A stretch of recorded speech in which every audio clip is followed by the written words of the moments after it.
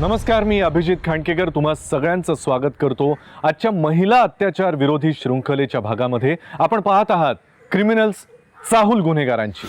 रिचा पहिल्या खुनी हल्ल्यातून वाचली, पण तिच्यावर लगेचच पुन्हा एकदा खुनी हल्ला झाला।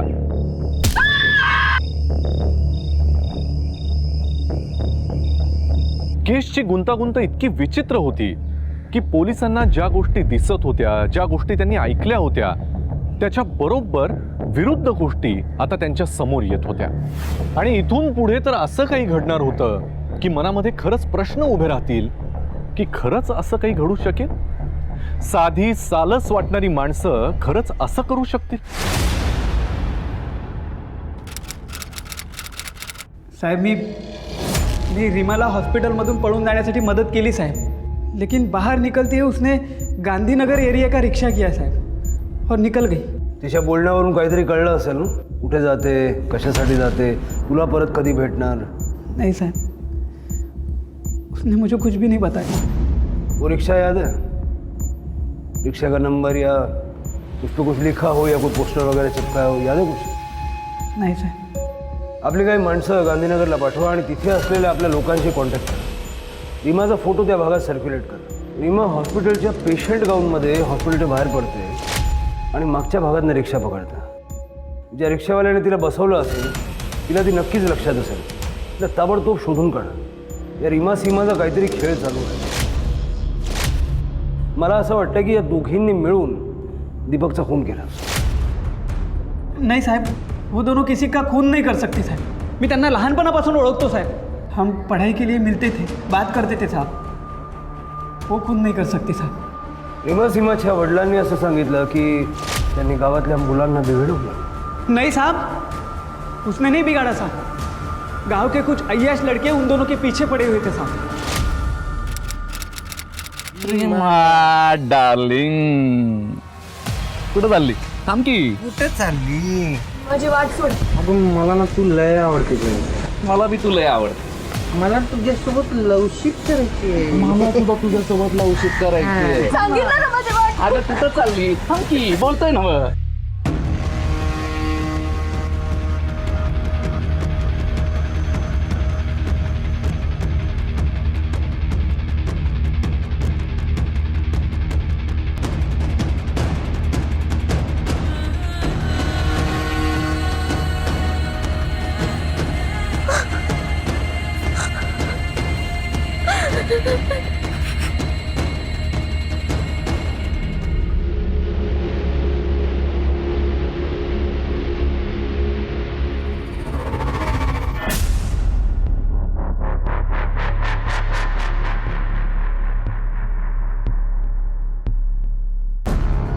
रीमा, वय त्याच्या रवी आणि सुरेशने जबरदस्ती केली माझा। रीमा,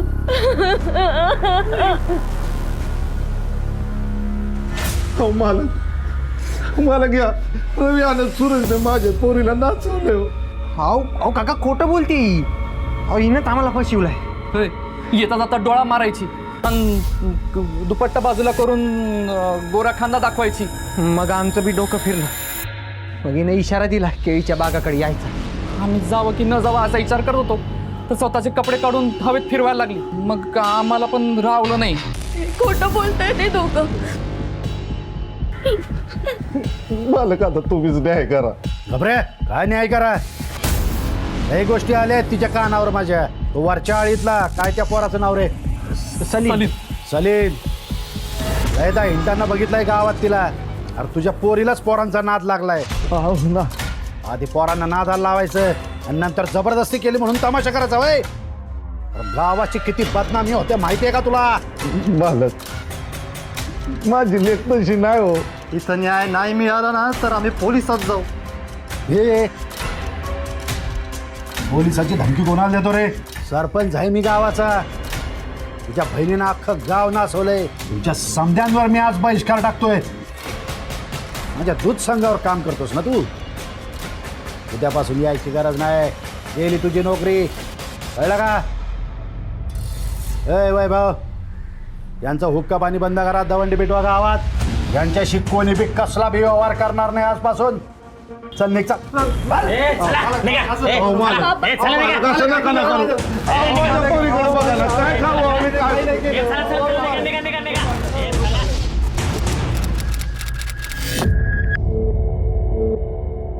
जर पोलिसात गेलो तर या दबंग लोकांविरुद्ध लढायला पैसा कुठून आणायचा? किती हातापाया पडून नोकरी मिळवली होती, एका झटक्यात गेली. दुकानदारानं तेलमीठ मोहरीचं काय बी देणार नाही म्हणून सांगितलं. चक्कीवाल्यानं पीठ देणार नाही म्हणून परत पाठवलं. आणि त्या राशनवाल्यानं गहू तांदूळाचं काहीच दिलं नाही. रीमा, लेका तुझी आबरू ते आमची आबरू. पण कामधंदाच नाही मिळाला तर पोटाला भाकरी कुठून मिळणार? तर त्या भाकरीसाठी पाय घासून घासून मारावं लागेल.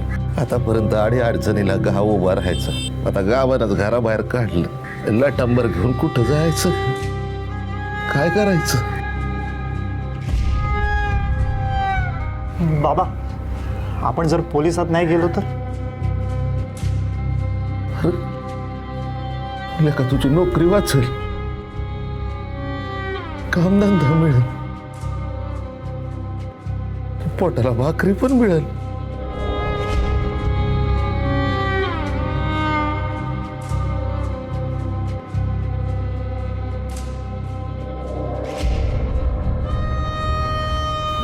लेकरा,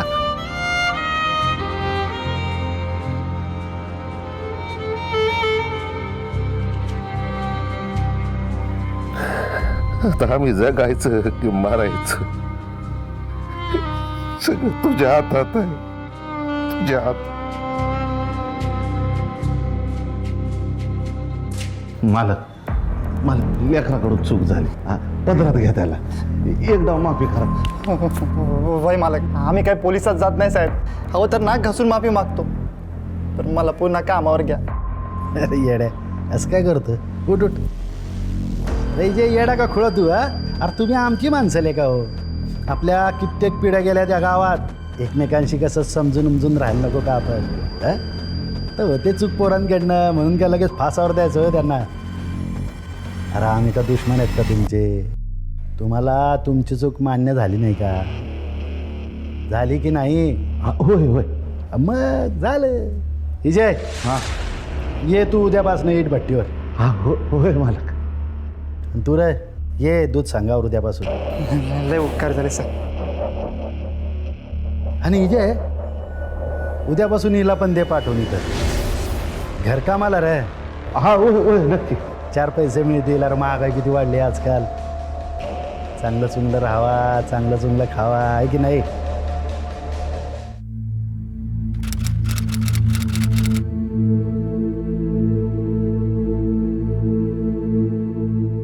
साहेब, चल की आतमध्ये. सोडा मला साहेब. आज जाऊन गंमत करू ना आपण. असं का करताय तुम्ही? ओरडू नको. साहेब, सोडा मला. अरे ओरडू नको, सांगितलं ना तुला. चल, चल. चला आज चल चला.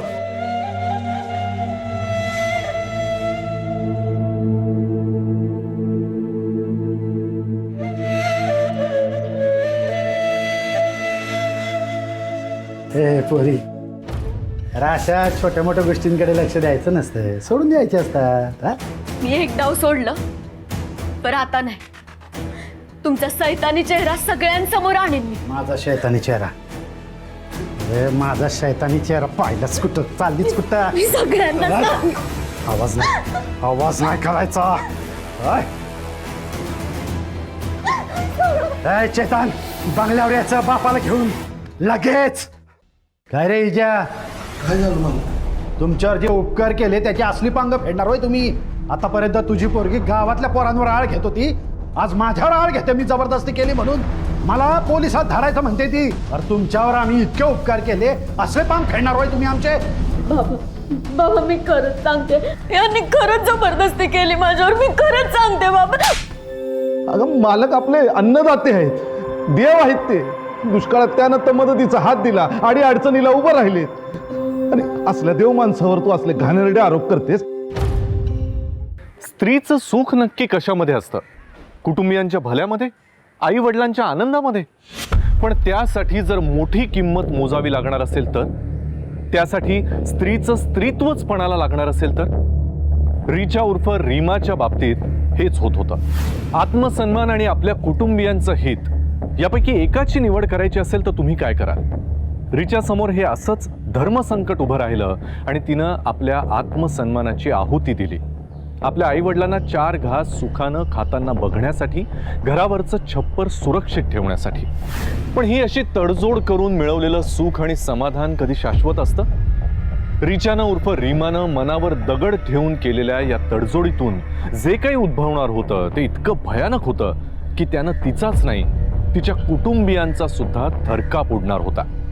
चला पाहूया. गावाकडे रीमा सीमा बरोबर जे घडलं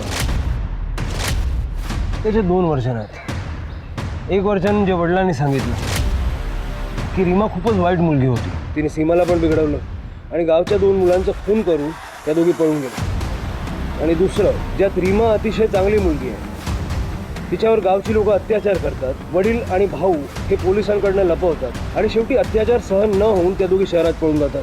सर, जर का रीमाच्या वडिलांचं बोलणं खरं मानलं तर दीपकचा खून रीमाने केला असण्याची शक्यता आहे. पण मग ती स्वतःला एवढं जखमी का करेल आणि सीमा एकटी का पळून गेली? आणि सर, जर सलीमचं बोलणं खरं मानलं तर? एक शक्यता अशी आहे की दीपक आणि सीमामध्ये अफेअर झाला. रीमाला हे कळलं म्हणून तिने नवऱ्याला मारलं आणि सीमा रीमाला मारून पळून गेली, पण रीमा वाचली.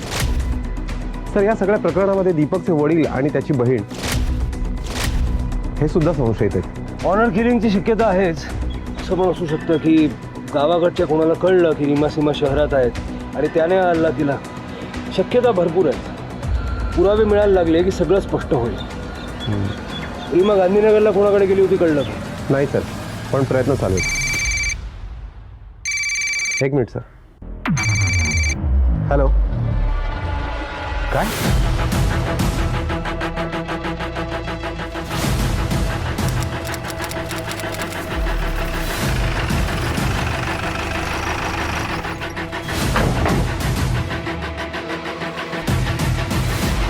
हे बाजूला.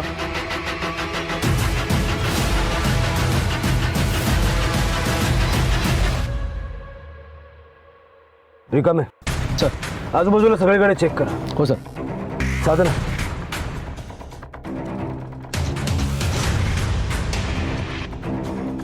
सर, हे बघा. जोराचा फटका मारला.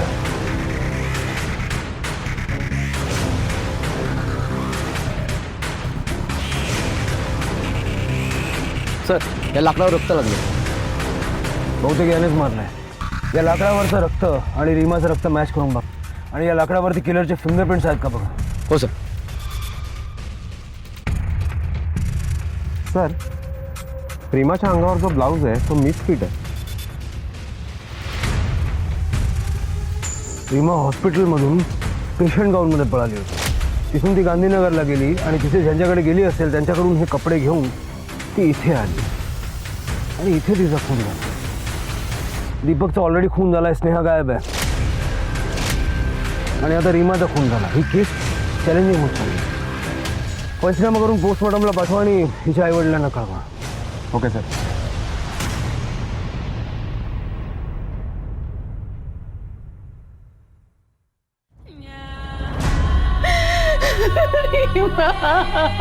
काय झालं ग पोरी तुला? सोडून गेलीस ग.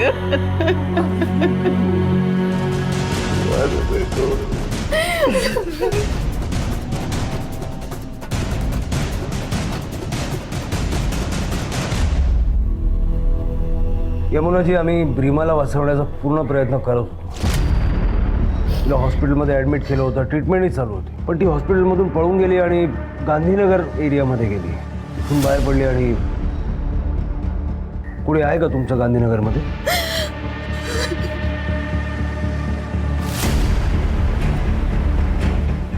हे बघा, तुमची एक मुलगी गेली आहे आणि दुसरीला शोधण्याचा प्रयत्न सुरू आहे. आम्ही तिला शोधून काढू. पण जर तुम्ही सगळं खरं सांगितलं तर खूपच मदत होईल. रीमा सीमाच्या वडिलांनी जे त्यांच्याबद्दल सांगितलं ते खरं आहे का? माझी रीमा सरळ नाकासमोर चालणारी पोर हो. गावातले 2 मवाली रवी आणि सुरेश यांनी तिच्यावर जबरदस्ती केली. आम्ही पोलीस स्टेशनात जाणार होतो, पण सरपंचाने आम्हाला धमकावलं. म्हणाले पोलीस स्टेशनला गेलं तर गावातून समाजातून हाकलून लावू, खाण्यापिण्याचे वाद्य होतील तुमच्या. बापले घाबरले आणि नाही गेले पोलीस स्टेशनात. आणि माझी पोर आमच्यासाठी, आमच्या घरासाठी तिच्यावर झालेला अन्याय सहन करून गपगुमान राहिली. सरपंचाच्या घरी कामाला जाऊ लागली, पण त्या सरपंचाने सुद्धा तिच्यावर हात टाकला. हो साहेब, पुन्हा बापलेखांनी तिला दटावली आणि माझी पोर गप्प राहिली. तो सरपंच रोज रोज अत्याचार करत होता तिच्यावर. एवढंच नाही तर स्वतःची कामं करून घेण्यासाठी सरपंच तिला मोठ्या मोठ्या साहेबांकडे पाठवायला लागला. आणि कळतं तेव्हा झाला जेव्हा त्याला आमची रीमा काही कामाची वाटली नाही. नवीन ताज्या दमाची पोर हवी होती ना त्याला, आणि त्याची पापी नजर माझ्या धाकट्या पोरीवर पडली. हो मालक, आज कसं काय गरीबाच्या झोपडीला पाय लागलं तुमचं? थांबा, चाय वगैरे बरं. नको नको छान. अरे कसं आहे बाबा, गावचे सरपंच आहेत आम्ही. गावातल्या प्रत्येक माणसाची काळजी असते आम्हाला. हा? ही तुझी धाकली ना रे? होय मालक. काय नाव काय हिचं? सीमा. सीमा. अरे जय, एक आपल्यातली गोष्ट. आता या रीमामध्ये काही दम राहिला नाही बरं का. अरे जर असं काम केलं की लगेच थकून जाते. ही सीमा कशी ताजी तवानी दिसते, ताज्या दमाची आहे. चांगलं काम केलं ना, डबल पगार देऊ आपण तिला. दे पाठवून उद्यापासून. चल पाठव तिला उद्या. हा.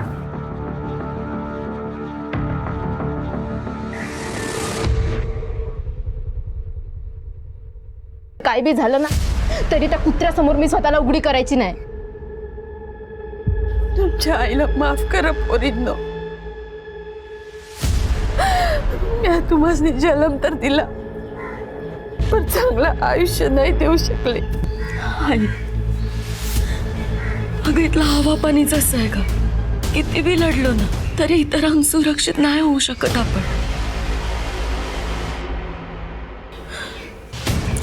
आई, आपण हे गाव सोडून जाऊयात.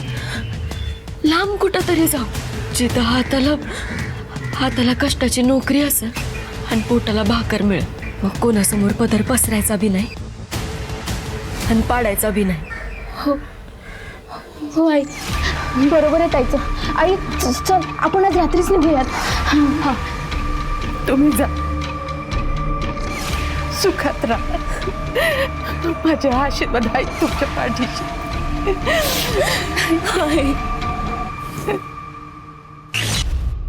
आणि मग ठरल्याप्रमाणे दोघी जणी त्याच रात्री पळून गेल्या.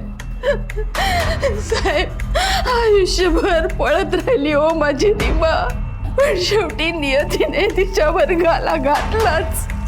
साहेब, माझी एक पोर गमावून बसते, पण माझ्या दुसऱ्या पोरीला वाचवा साहेब. काळजी करू नका. ती जिथे असेल तिथून शोधून काढू तिला आणि तिचा जीव पण वाचू.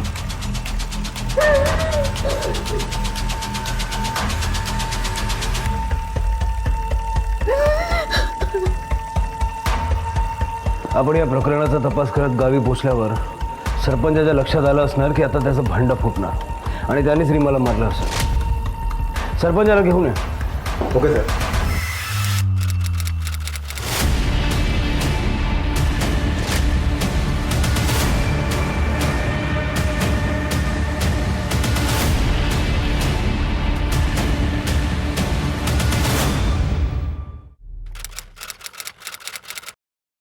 नमस्कार साहेब. काय साहेब एवढ्या लांबवर बोलवलं? अहो एक फोन टाकायचा, फोनवर बोललो असतो की आपण. फोनवर सत्कार करता येत नाही ना, त्यासाठी प्रत्यक्ष भेटावं लागतं. गावाकडे तुमचे जे प्रताप चालू आहेत त्याची चौकशी लोकल पोलीस करेलच. इथे रीमाचा खून झाला आहे त्याची चौकशी करायला तुम्हाला बोलवलं आहे. करा की बिंदास करा. रीमावर तुम्ही अत्याचार करतच होता, पण त्यानंतर तुम्हाला तिची बहीण सीमा पण पाहिजे होती. आणि ज्या दिवसापासून त्या दोघी बहिणी गाव सोडून पळाल्या त्या दिवसापासून तुम्ही त्यांचा शोध घेत होते. फायनली तुम्ही त्यांना शोधून काढलं आणि रीमा आणि तिच्या नवऱ्याचा खून करून सीमाला पळवून नेलं. त्या हल्ल्यातून रीमा वाचली, तिला पुन्हा शोधून काढलं आणि संपवलं. बरोबर? चूक. ओ, हात टाकायचा नाही आहे, सरपंच आहे गावचा. तुम्ही गावातल्या मुलींवर हात टाकता, अत्याचार करता आणि आम्हाला कायदा शिकवताय. सीमा कुठे आहे? कसं आहे साहेब, ती रीमा हातची गेली ना त्याचा काही फार त्रास झाला नाही, पण सीमा हातची गेली ना त्याचा लय त्रास झाला. त्या सीमाला शोधायचा लय प्रयत्न केला. म्हणजे अगदी गावगावी माणसं पाठवले, तिच्या आईबापावर नजर ठेवली. वाटलं गावाबाहेर ते त्यांच्या पोरीला भेटायला जात असतील, पण तसं काहीच झालं नाही. हे सगळं मी केलं, मान्य करतो ना साहेब. पण आयच्यान घेऊन सांगतो साहेब, त्या सीमाला मी पळवलेलं नाही. आणि ते रीमा आणि तिच्या नवऱ्याचा खून तर नाहीच नाही.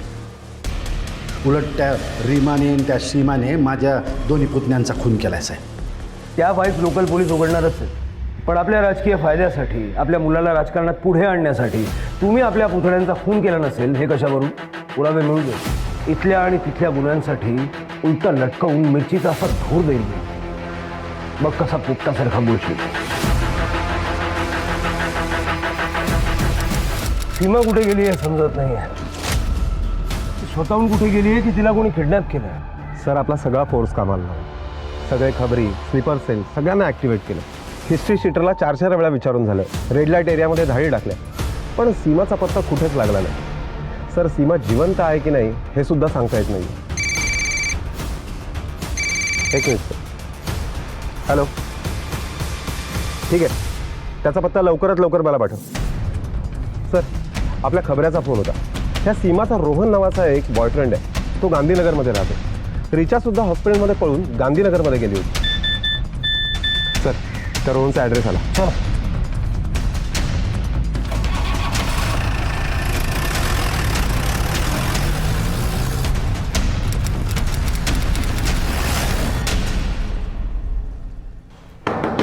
रोहन. हो सर, मीच.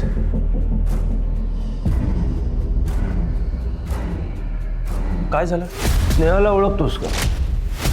हो, गर्लफ्रेंड आहे माझी. कुठे आहे ती? साहेब, स्नेहा, तिची बहीण रिचा आणि तिचे हस्बंड दीपक हे तिच्या मूळ गावी गेले. तिकडे नेटवर्कचा प्रॉब्लेम आहे म्हणून त्यांचा फोन लागत नाही. रिचा आणि दीपकचा खून झाला आहे आणि स्नेहा गायब आहे. काय? रिचावर झालेल्या पहिल्या हल्ल्यात ती जखमी झाली, नंतर हॉस्पिटलमधून पळाली आणि आता शहराबाहेर तिची डेड बॉडी सापडली. सर, रिचाचं खून आणि स्नेहा गायब आहे म्हणजे ती सापडली नाही अजून? हो, मग साहेब तिला शोधण्याचा प्रयत्न करा ना. ती कुठे आहे? दीपक, रिचा आणि स्नेहाबरोबर तू नाही गेलास? नाही साहेब, माझ्यावर वर्कलोड होता, सुट्टी नाही मिळाली मला.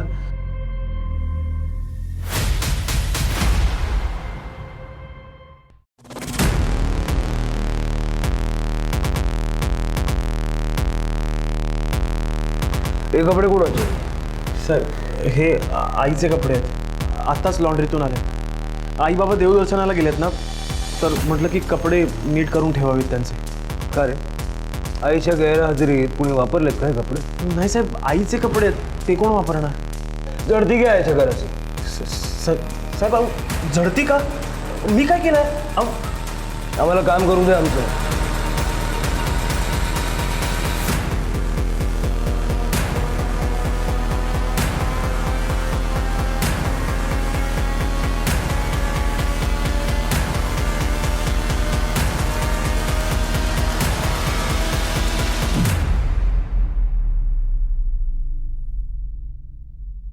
सर, हा हॉस्पिटलचं गाऊन सापडलाय ज्याच्यावर रक्त लागलंय. याची विल्हेवाट लावायला उशीर झाला का? हॉस्पिटलमधून रिचा इथे आली, जखमी असतानाही तुझ्या आईचे कपडे घालून ती निघाली आणि शहराबाहेर तिची डेड बॉडी सापडली. आता सरळ सरळ सांगून टाक, का मारलं ती? रिचाच्या खुनाबद्दल मला काहीच माहीत नाही. ती ते मदत मागायला आली होती.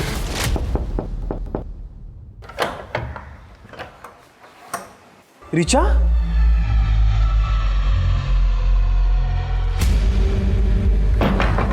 अगं का तू तू इथे का तुम्ही गावी चालला होतात ना? आणि हे हॉस्पिटलचं गाऊन वगैरे रिचा, अगं लागलंय तुला, जखम झाली, तू इथे बस. अरे बस बस बस बस बस. आणि स्नेहा कुठे आहे? स्नेहा कुठे आहे म्हणजे? मी तिला तुझ्याकडे पाठवलं होतं. इथे नाही आली ती? नाही. आणि माझ्याकडे पाठवलंच म्हणजे?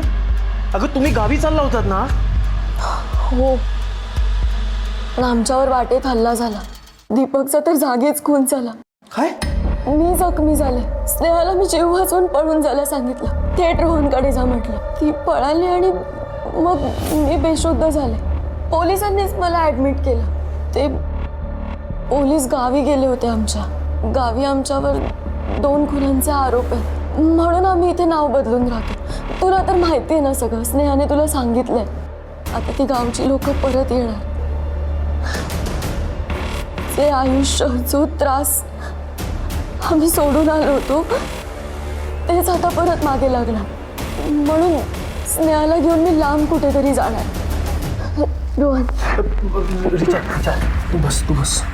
रोहन, प्लीज, फक्त मी इथे आले ते पोलिसांना सांगू नको, प्लीज. अगं प्लीज. नाही सांगणार मी. पण स्नेहा कुठे आहे? ती इथे नाही आली तर मग कुठे गेली असेल ती?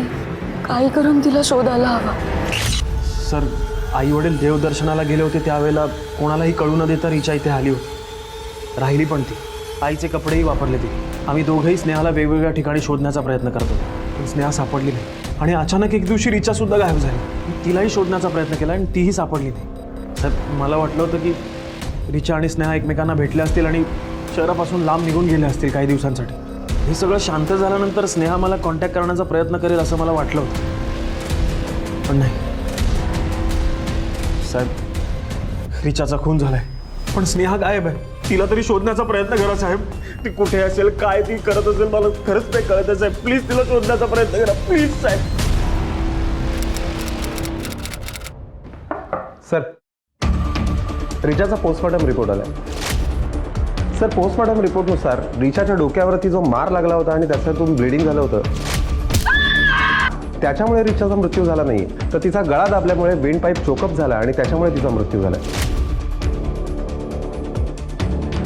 म्हणजे तिच्यावरती पाठीमागून हल्ला केला गेला आणि नंतर तिचा गळा दाबून तिला मारला. सर, रिचाच्या डेड बॉडीजवळ जे आपल्याला लाकूड सापडलं होतं त्याच्यावरचं रक्त रिचाच्या रक्ताशी मॅच झालंय आणि त्याच्यावर काही फिंगरप्रिंट्स पण सापडले. नक्कीच ते फिंगरप्रिंट्स किलरचे असणार. जेवढे हिस्ट्री शीटर्स आहेत ना, सगळ्यांची टॅली करून बघा. Okay sir. सर, रिचाचा नवरा दीपक आणि रिचा ह्या दोघांचाही मारेकरी एकच असणार. ड्रायव्हर रफिक, दीपकचा बाप विलास, त्याची बहीण प्रिया, गावचा सरपंच अप्पासाहेब, सलीम. सर, सलीम पण? अशी एक शक्यता आहे की रिचावरच्या प्रेमाबाई त्यांनी रिचाच्या नवऱ्याचा खून केला, नंतर तिला हॉस्पिटलमधनं पळून जायला मदत केली आणि जेव्हा रिचाने त्याच्यासोबत राहायला नकार दिला, त्या गोष्टीचा राग येऊन त्याने रिचाला मारलं. पुरावे मिळाले की सगळं क्लिअर. सर, आपल्याला ही जर स्नेहा सापडली ना तर बऱ्याच गोष्टी क्लिअर होतील. काम करा, जेवढे सस्पेक्ट्स आहेत ना, सगळ्यांवरती नजर ठेवायला आपल्या लोकांना सांगा. ओके. गावाकडे रवी आणि सुरेश असे 2 खून. शहरामध्ये आधी दीपक आणि नंतर रिचा उर्फ रीमा हिचाही खून. आणि त्यानंतर सीमा म्हणजे स्नेहा हिला अजूनही बांधून ठेवून तिच्यावर चालू असलेले अत्याचार. ही केस जशी जशी पुढे सरकत होती तशी तशी अजूनच गुंतागुंतीची होत होती.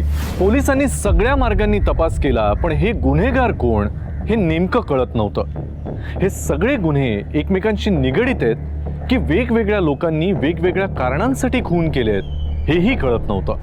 तपास पुढे कसा सरकणार हे कळत नव्हतं. रिचा आणि दीपकला न्याय मिळणार का? स्नेहाचा जीव वाचवण्यात पोलीस यशस्वी ठरतील का? असे अनेक प्रश्न होते. आणि अशातच पोलिसांना एक लीड मिळाला आणि जे समोर आलं ते पाहून कोणाचाच विश्वास बसला नाही की ही व्यक्ती असं काही करू शकेल? कोण होती ती व्यक्ती आणि तिनं नेमकं असं काय केलं होतं ज्यानं पोलिसांसमोर सगळीच केस पटापट उलगडायला लागली?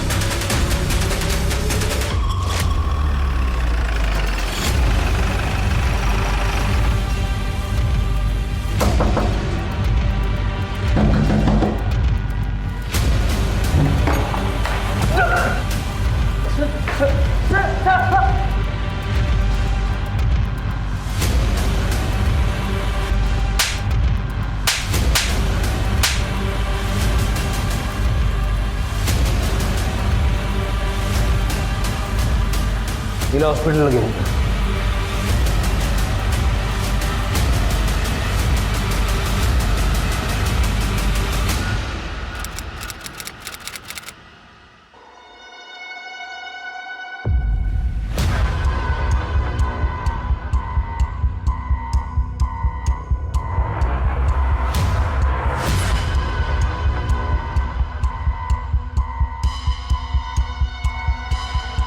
सीमा कशी आहेस ग? बरी सीमा, दीपकला कोणी मारलं आणि तुला रोहनने तिकडे बांधून का ठेवलं होतं? दीपक सांग ना, आपण कुठे चाललोय? तुमच्या गावाला. काय? का शॉक लागला? तुझ्या भूतकाळाविषयी जे कळलं ना मला, त्याची खात्री करायला चालूय मी रीमा. दीपक मला मला तुझ्यापासून माझा भूतकाळ लपून फसवायचं नव्हतं तुला. तू फसवलंयस मला. तुझी आई, बाप आणि भाऊ जिवंत असताना सुद्धा अनाथ असल्याचं नाटक केलंयस तू. आणि एवढंच नाही तर तुझ्या गावातली सगळी शौक सुद्धा कळलीत मला. कधी सलीम तर कधी तो रवी, कधी सुरेश तर कधी तो सरपंच. या सगळ्यांसोबत कधी त्या केळ्याच्या बनात नाहीतर त्या मक्याच्या शेतात तोंड काळं करत होतीस तू. ओ जिजू, तुम्ही ताईवर असे घाणेरडे आरोप लावू नका. का राग आला? खरं बोललो म्हणून मिरच्या जमल्या वाटतं. आणि तू काय सांगतेस का मला? तू पण हिच्यासारखीच गावातल्या पोरांना झुलवत फिरत असशील. तुझ्या यारांचं नाव सांगा मला. सांग ना.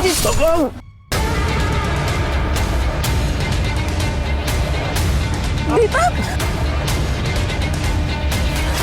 दीपक दीपक दीपक दीपक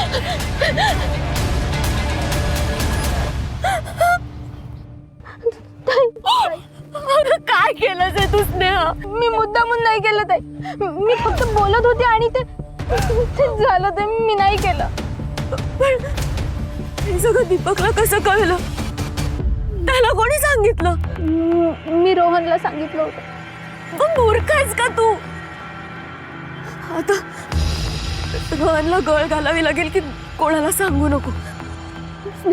तू रोहनकडे जा. हा हे पर्स, मोबाईल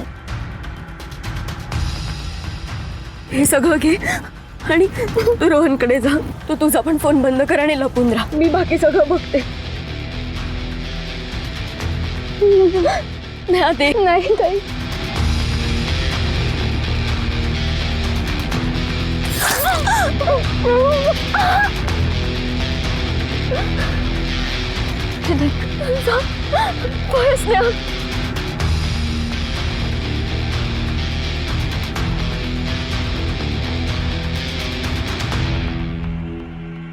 ये स्नेहा, तू आता इथे काही दिवस राहा. दीपकचा कुणाचा सोक्षमोक्ष लागेपर्यंत तू इथे थांब, नंतर आपण बघू काय करायचं ते. रोहन अरे पण ताई तिथे अशी जखमी अवस्थेत पडली, तिला काही झालं तर. स्नेहा ऐक ना, तू काय एवढी काळजी करतेस? मी आहे ना. आणि तसंही तिथला ड्रायव्हर किंवा पोलीस तिला हॉस्पिटलला घेऊन जाते आणि काही दिवसांनी मी बघायला जाईलच ना तिला. Thank you so much Rohan. Thank you काय स्नेहा.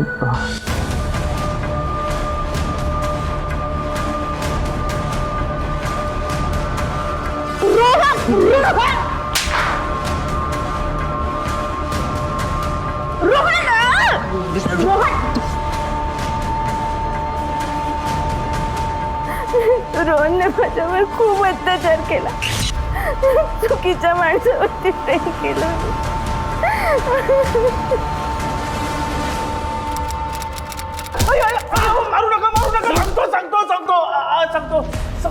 साहेब, स्नेहा माझी गर्लफ्रेंड होती, पण ही रिचा तिची बहीण स्नेहाला माझ्याजवळ येऊच द्यायची नाही.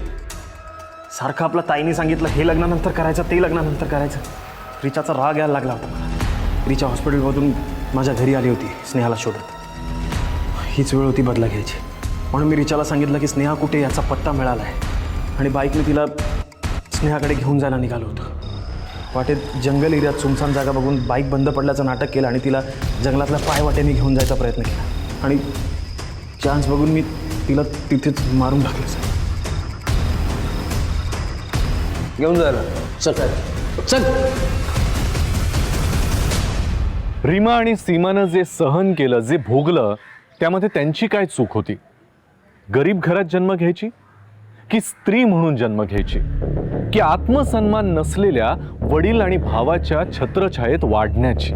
रीमा आणि सीमा बरोबर जे झालं होतं, जे होत होतं, त्यामध्ये त्यांना गुन्ह्याची आणि गुन्हेगारांची चाहूल लागत होती, पण त्याच बरोबरीनं त्याला थोपवण्यासाठी केल्या जाणाऱ्या उपाययोजनांची सुद्धा नितांत आवश्यकता असते. स्वतः सावध राहून, स्वतःला सक्षम स्वावलंबी बनवूनच या संकटांशी संघर्ष केला जाऊ शकतो. स्त्रियांकडे बघण्याचा समाजाचा दृष्टिकोन कधी बदलेल माहिती नाही, पण तोपर्यंत काय वाट बघायची? स्वतःला सक्षम स्वावलंबी बनवणं हाच एकमेव सन्मानानं जगण्याचा मार्ग आहे. आजच्या भागात मी अभिजित खांडकेकर तुम्हा सगळ्यांची रजा घेतो. पुन्हा भेटूया पुढच्या भागात एका अशाच केससह. तोपर्यंत तुम्ही स्वतःची आणि आपल्या कुटुंबियांची काळजी घ्या. घराबाहेर पडताना मास्क आणि सॅनिटायझरचा वापर नक्की करा. पाहत रहा क्रिमिनल्स, चाहूल गुन्हेगारांची. जय हिंद, जय महाराष्ट्र.